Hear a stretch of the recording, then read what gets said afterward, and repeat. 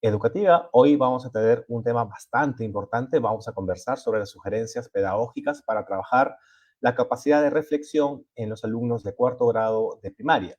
Para profundizar más sobre este tema, nos acompaña Jimena Cáceres Montesa, especialista de la UMC. ¿Cómo estás, Jimena? ¿Qué tal? ¿A qué nos referimos cuando hablamos de la capacidad reflexiona y evalúa la forma, el contenido y el contexto del texto? Nos referimos a la habilidad que tiene un estudiante para evaluar en un texto de manera profunda en diferentes dimensiones. Esto significa que el estudiante puede reflexionar sobre la forma, es decir, analizar cómo está organizado el texto, por qué el autor eligió dicha estructura y cómo cada parte del texto contribuye al mensaje general. Cuando hablamos de la dimensión evalúa el contenido, juzgamos la calidad de la información, es decir, decidimos si está de acuerdo o en desacuerdo con el autor y justificamos nuestra opinión. En el caso de la consideración acerca del contexto, relacionamos el texto con el contexto histórico y cultural en el que fue producido, de tal manera que comparamos lo que dice el texto con nuestro propio conocimiento y experiencia. En resumen, esta capacidad permite al estudiante no solamente entender lo que dice el texto, sino también los motivos detrás de su construcción y cómo esto se conecta con la realidad que va más allá de él. Gracias, Jimena. Ahora que ya conocemos un poco más acerca de esta capacidad, reflexiona y evalúa la forma, el contenido y el contexto del texto, lo que también queremos saber es qué nos dicen las últimas evaluaciones del logro de aprendizaje al respecto. La pregunta es, ¿cuál es el nivel de desarrollo de la competencia lectora de los estudiantes de cuarto grado de primaria? Los resultados permiten saber qué tareas vinculadas a la reflexión pueden hacer nuestros estudiantes. Sí, recordemos que las evaluaciones nos permiten ver el desarrollo de la competencia de forma integral, es decir, que involucra a las tres capacidades, obtiene información, hace inferencias y reflexiona. Según los resultados de las últimas evaluaciones, los estudiantes peruanos de cuarto grado de primaria presentan desafíos en el desarrollo de su competencia lectora que deben ser atendidos. Solo el 33% de los estudiantes se ubica o alcanza el nivel satisfactorio, y hay un 38,2% de estudiantes, que corresponde a la agrupación de aquellos que se encuentran en previo al inicio y al inicio, que todavía no alcanzan los aprendizajes esperados para el grado. Si nosotros revisamos las descripciones de los niveles de logro que se incluyen en los informes de resultados para docentes y que acompañan estas cifras, vamos a notar que son precisamente estos estudiantes de los niveles más bajos quienes presentan mayores dificultades para abordar tareas de reflexión. Entonces, los resultados además se entregan acompañados de los niveles de logro, que describen básicamente lo que un estudiante puede hacer en cada nivel y las tareas que se asocian con cada competencia. Este dato es bastante importante. Nos menciona Jimena que solamente el 33% de estudiantes alcanza el nivel satisfactorio y hay un 38,2% de estudiantes que se ubican en los niveles más bajos, llámese previo al inicio y el inicio. La pregunta siguiente, Jimena, es ¿qué debería lograr un estudiante en el nivel satisfactorio en esta capacidad? Sí, cuando los estudiantes de cuarto grado de primaria se ubican en el nivel satisfactorio, lo que pueden hacer es, en principio, para la capacidad de reflexión, justificar una opinión basándose en el contenido del texto. Aplicar el contenido del texto a situaciones nuevas, es decir, que evalúan el mensaje del texto y ven cómo este mensaje es conveniente para ellos al enfrentar situaciones de la vida real. Y explican cómo una parte específica del texto contribuye al sentido global. Por ejemplo, evalúan el aporte de un párrafo o de alguna sección mixta con imágenes en el contexto de lo que se presenta un texto, ¿no? Además, el estudiante puede reflexionar sobre las acciones de los personajes, justificar su opinión respecto de lo que han leído y evaluar el uso de recursos formales como signos ortográficos, mayúsculas, negritas, imágenes, como previamente dije, cuadros, cifras estadísticas, esas que vienen en barra, por ejemplo, y entiende el propósito para el cual se están incluyendo en un texto y qué efecto tienen no solamente en el texto, sino también en el mensaje y en el lector. Estamos hablando entonces de que es importante fortalecer en los estudiantes estas capacidades tanto de reflexionar, de evaluar, de justificar la opinión, así como también, por ejemplo, reflexionar sobre las acciones de los personajes, justificar la opinión respecto a lo que se lee en clase. Y es importante entonces conocer cuáles son los principales desafíos de los estudiantes para desarrollar esta capacidad. En realidad, los desafíos que los estudiantes enfrentan son varios. Aquí voy a mencionar algunos de ellos. Uno de los principales obstáculos es la falta de oportunidades que los estudiantes tienen para desarrollar habilidades necesarias para analizar y evaluar textos de manera profunda. Es importante por eso que el diseño de las actividades y tareas que se ofrezcan a los estudiantes consideren tareas reales de reflexión que conecten con el texto. Muchas veces estas tareas de reflexión se limitan a preguntarle al estudiante su opinión sin que él tenga que vincularla con lo que acaba de leer. Entonces, estas tareas que en teoría se diseñan para provocar la discusión y la reflexión, se convierten en tareas extratextuales que no permiten que el estudiante se involucre no solamente con lo que él opina o lo que él piensa, sino también con lo que dice el texto. Además, muchos estudiantes tienen dificultades en la comprensión lectora respecto al despliegue de sus habilidades asociadas a otras capacidades. Si no tienen una comprensión sólida del contenido del texto, es muy difícil que avancen hacia un análisis más crítico y contextual. Además, otro reto que enfrentan los estudiantes es la falta de práctica en la justificación de opiniones, precisamente lo que mencioné. Justificar opiniones con evidencias del texto es una habilidad avanzada que requiere práctica continua, es decir, no puede darse de manera aislada en una sola ocasión, tiene que ser una práctica continua y sostenida. La argumentación es básica precisamente para que los estudiantes puedan justificar lo que piensan. Sin embargo, muchos de ellos no están acostumbrados a respaldar sus puntos de vista de manera estructurada y basada en un texto. Se cree que es suficiente, como mencionaba, emitir una opinión y se olvida que se deben ofrecer razones que permitan comprender mejor aquello que se defiende y por qué. Esto, por ejemplo, se asocia también a la construcción de un pensamiento crítico. Además, los estudiantes muestran dificultades para reconocer el uso de los recursos formales de un texto, como las imágenes, los signos ortográficos y también el propósito que estos recursos tienen y sus efectos en el texto.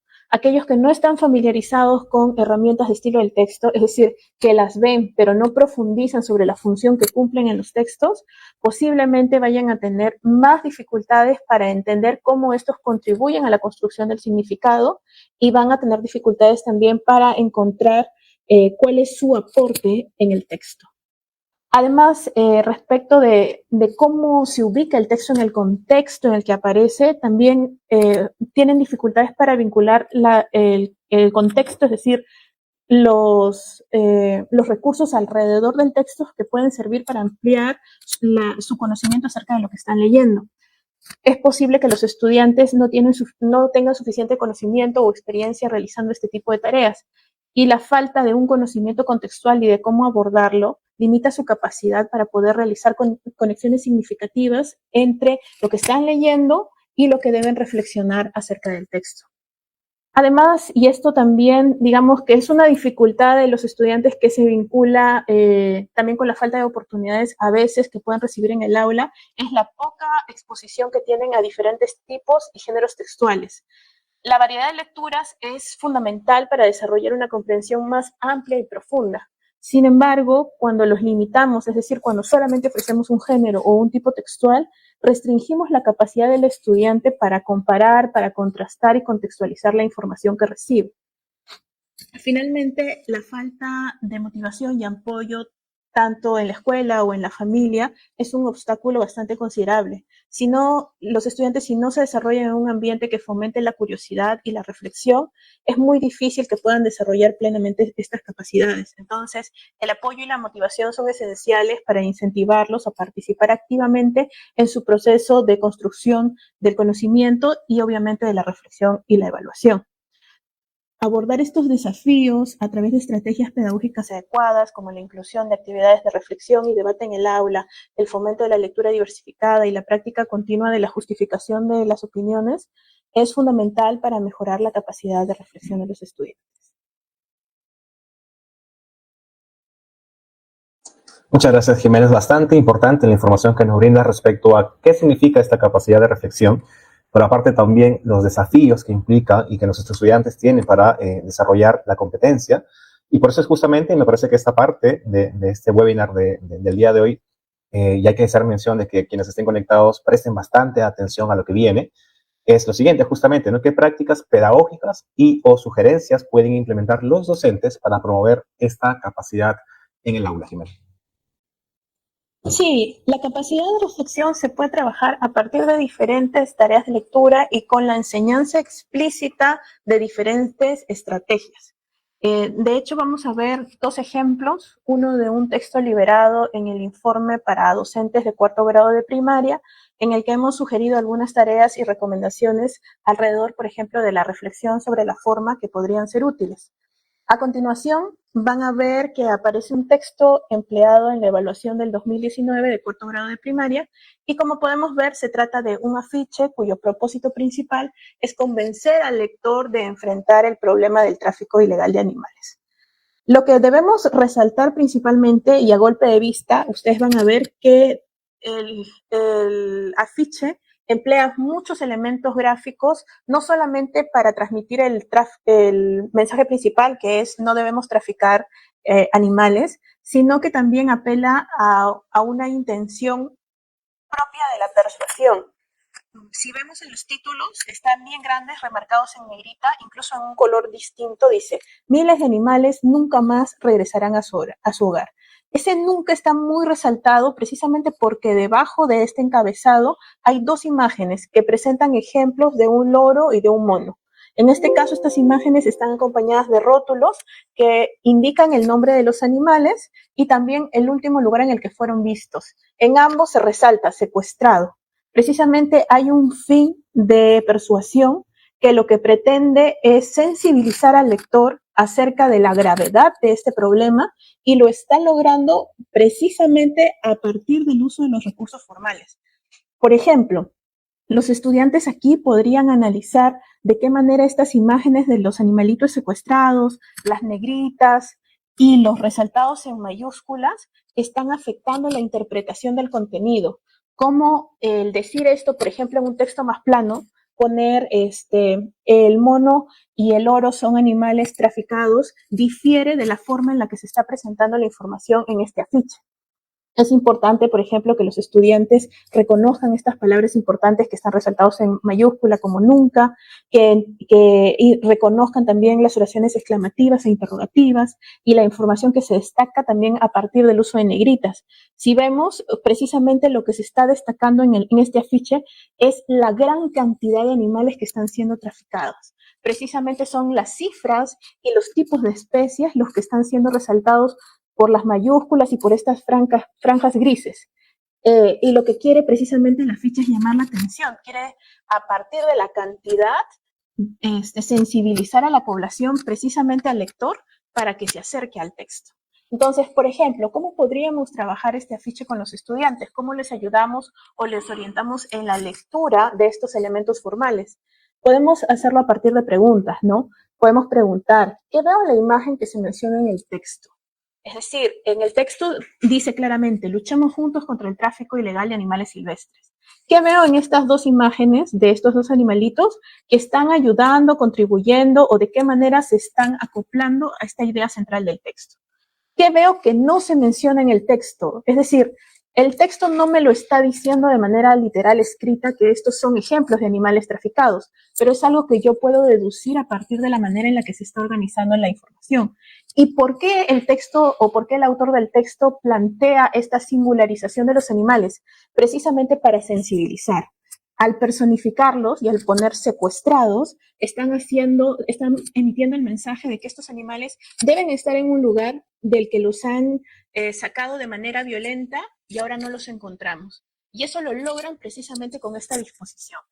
Entonces, les puedo pedir a los estudiantes, ¿no?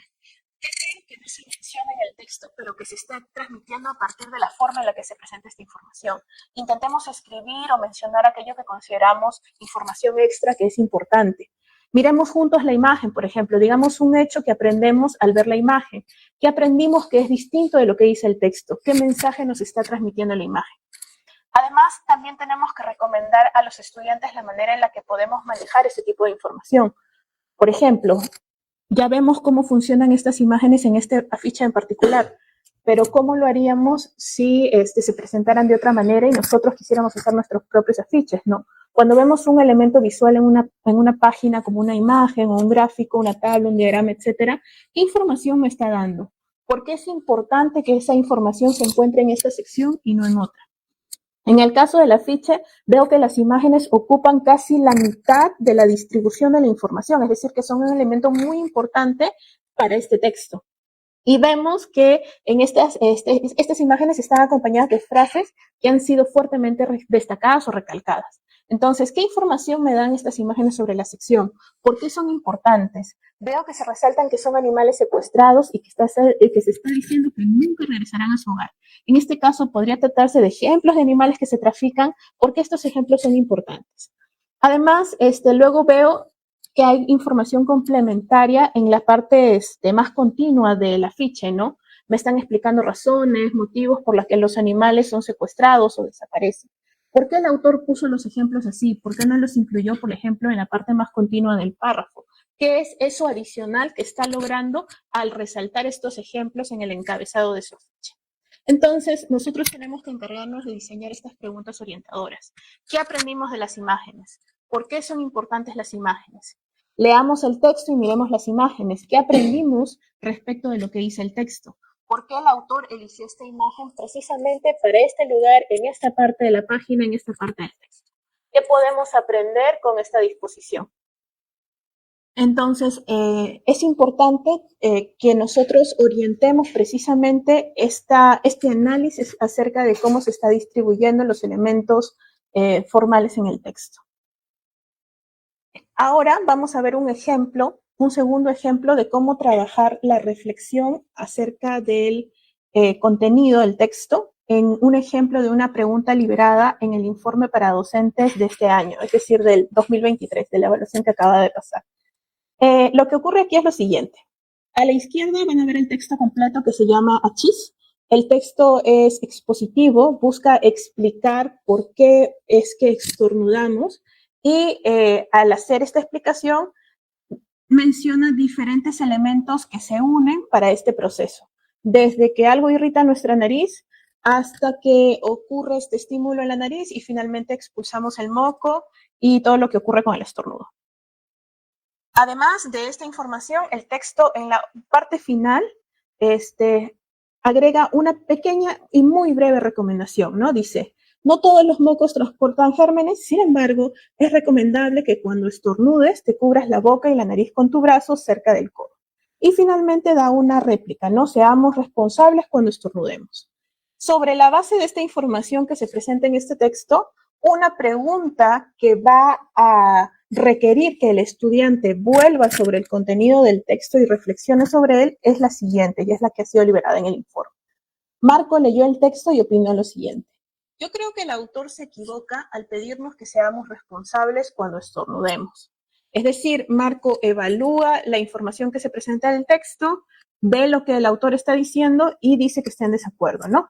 Y luego, sobre la base de esta opinión de Marco, se le pide al estudiante, ¿estás de acuerdo con lo que opina Marco? Justifica tu opinión usando información del texto.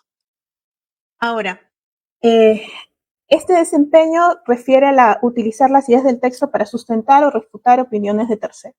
¿Cómo lo podríamos abordar en el aula? ¿Qué es lo que podríamos hacer para orientar a los estudiantes que tienen dificultades para poder responder a esta pregunta de manera clara? En primer lugar, hay que tener en cuenta lo siguiente.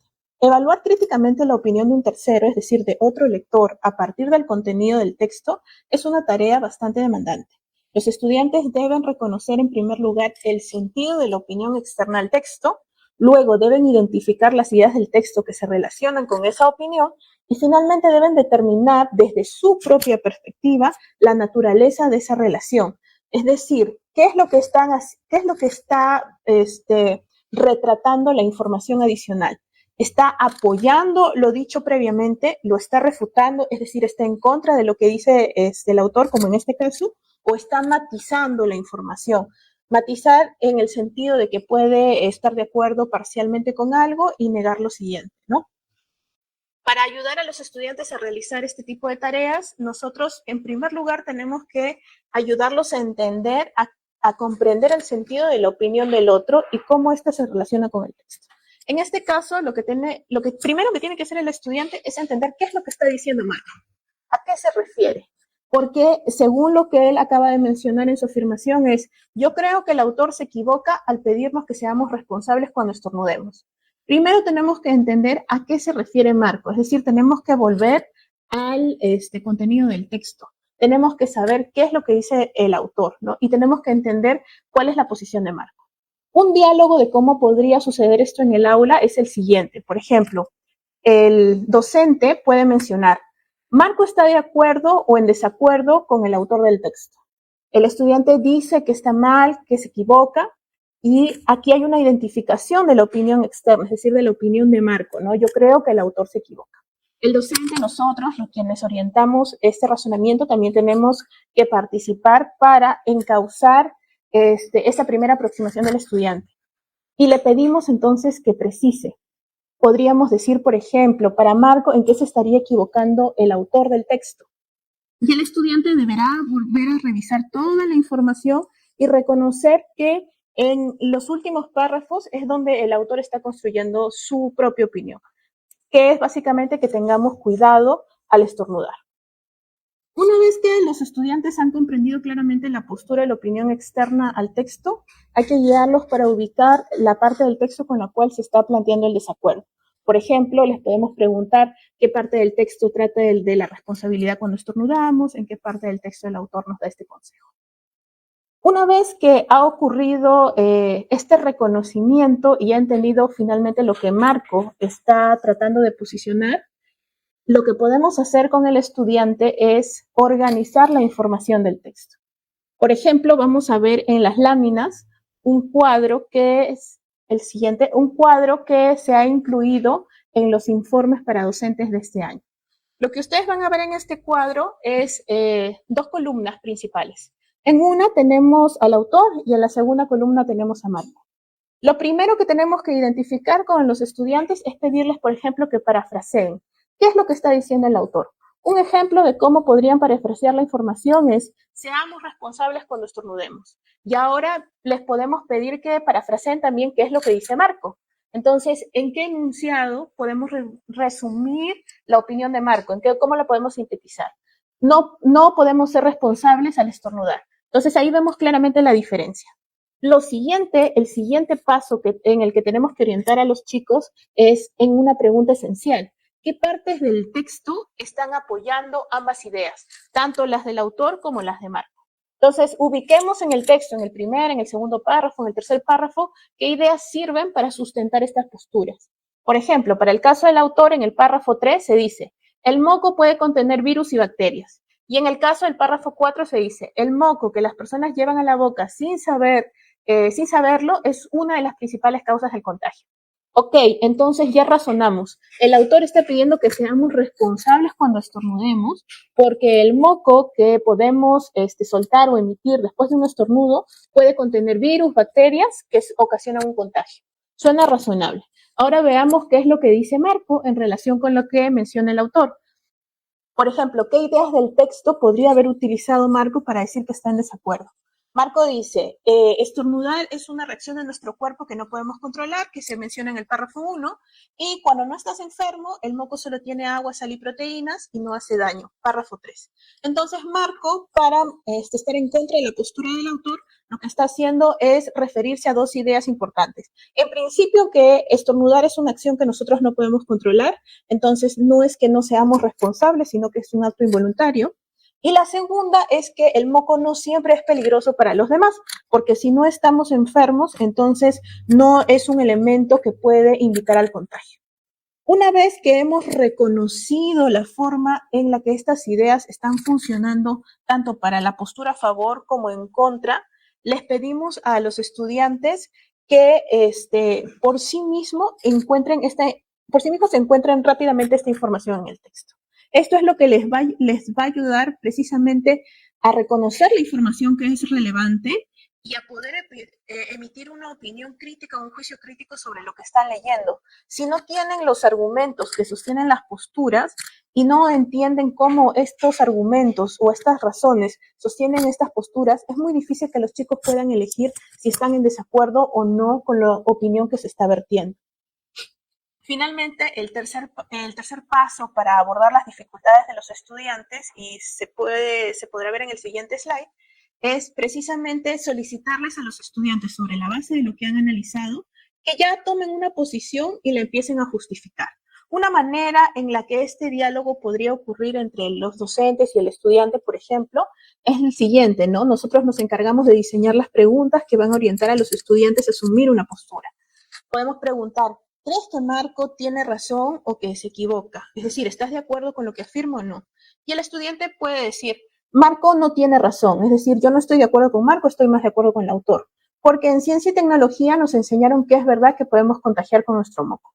Si se dan cuenta, en la respuesta del estudiante es completamente válida. Sin embargo, nosotros le hemos pedido que justifique su opinión con información del texto. Y la justificación que está ofreciendo en este ejemplo es sobre información que proviene del saber previo, que no es incorrecta, pero no nos permite saber qué tanto o no está comprendiendo el texto.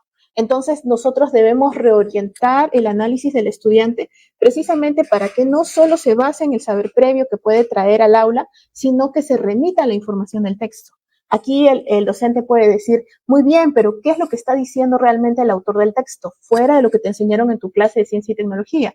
En este caso, el estudiante puede dudar, no dice, creo que hice lo mismo. Y ahí es donde tenemos que precisar, ¿en qué párrafo del texto crees que se está diciendo aquello que afirmas? ¿O en dónde crees que se dice eso? Y ya el estudiante puede mencionar precisamente lo que habíamos visto en el cuadro anterior, ¿no? Creo que dice que contiene bacterias y virus y esto aparece en el párrafo 4. Entonces, es importante que siempre cuando pidamos a los estudiantes que justifiquen su opinión a partir de información del texto, remitan efectivamente al párrafo preciso o a la sección del texto precisa que les está ayudando a justificar lo que opinan.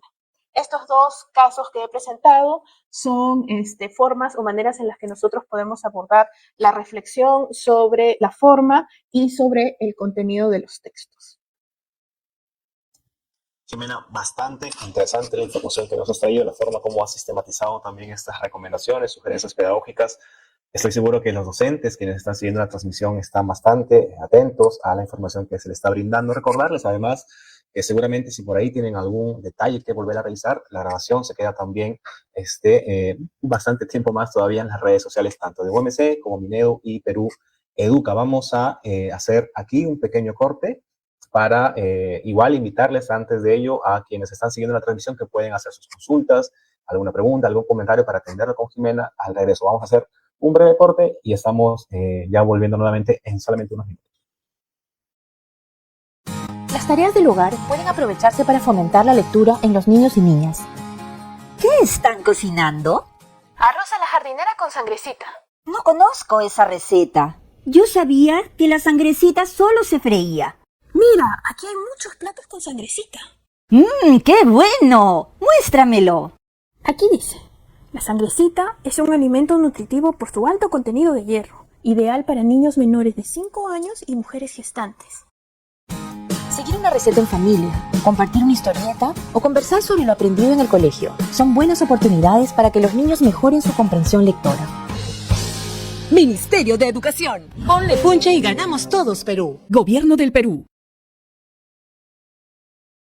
¿Cómo están? Nuevamente ya estamos de regreso en este segundo bloque. En este webinar estamos conversando sobre las sugerencias pedagógicas para trabajar la capacidad de reflexión en los alumnos de cuarto grado de primaria. Está con nosotros hablando de este importante tema Jimena Cáceres, especialista de UMC.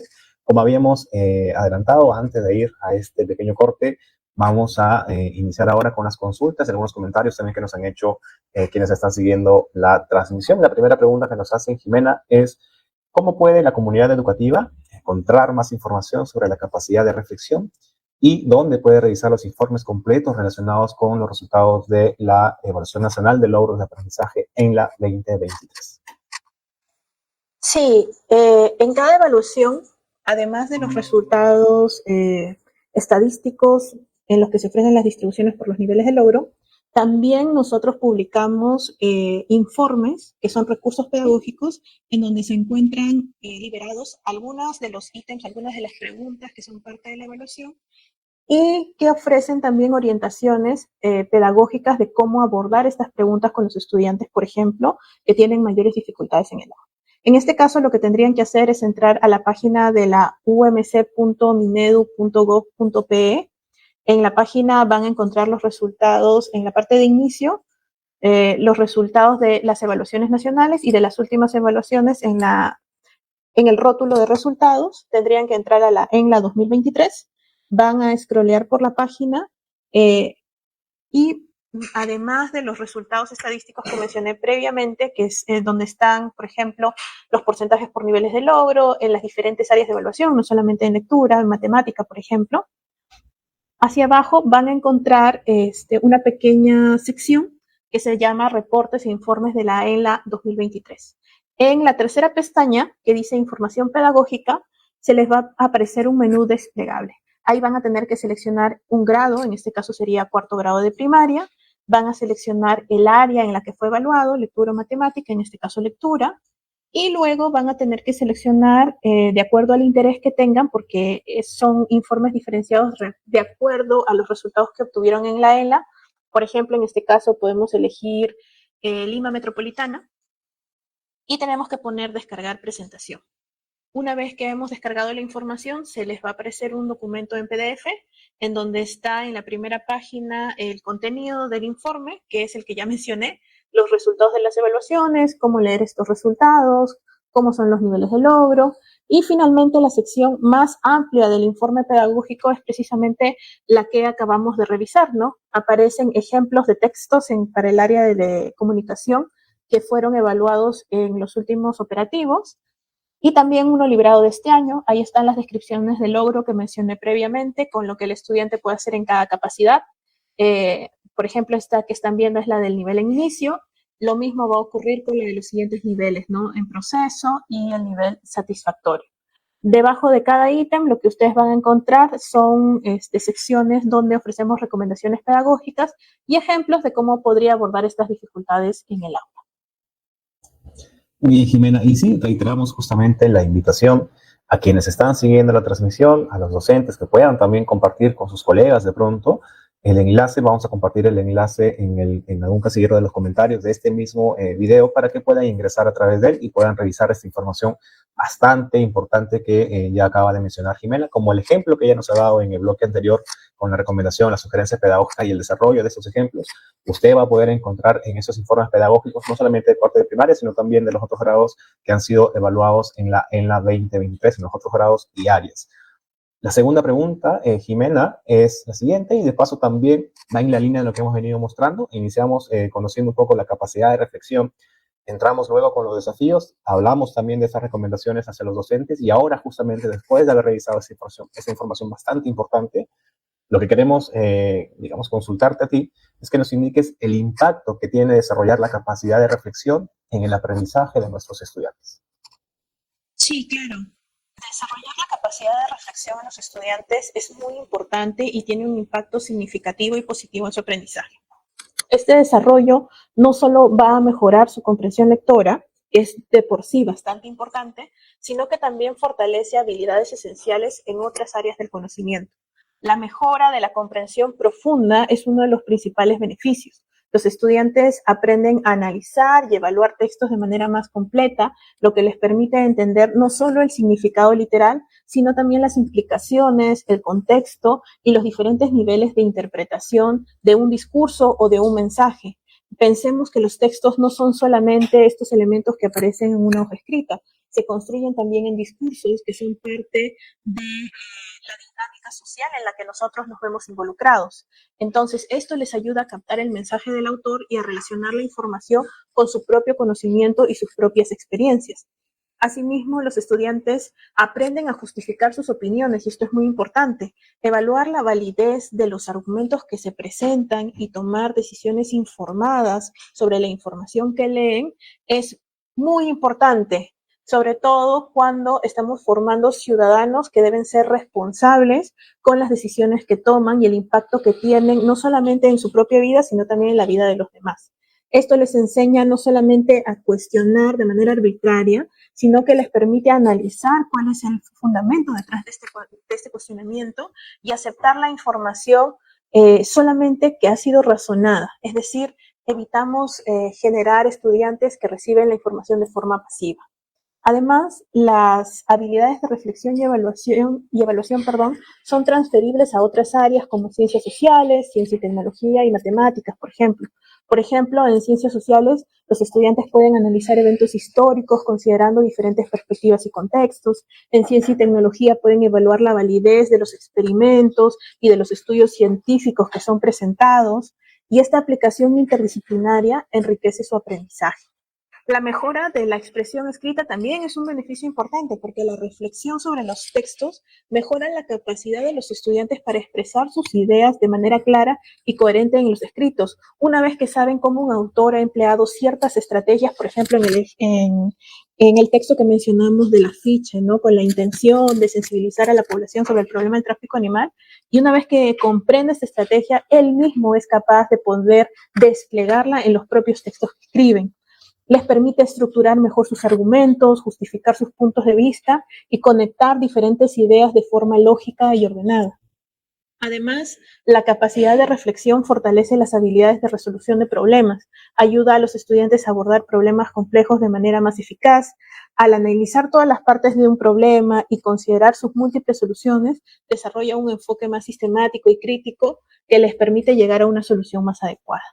En resumen, la capacidad de reflexión no solo enriquece el aprendizaje en el área de comunicación, sino que también proporciona herramientas valiosas para el aprendizaje en otras áreas del conocimiento y contribuye a que los estudiantes se vuelvan más críticos, más analíticos y autónomos en su proceso educativo.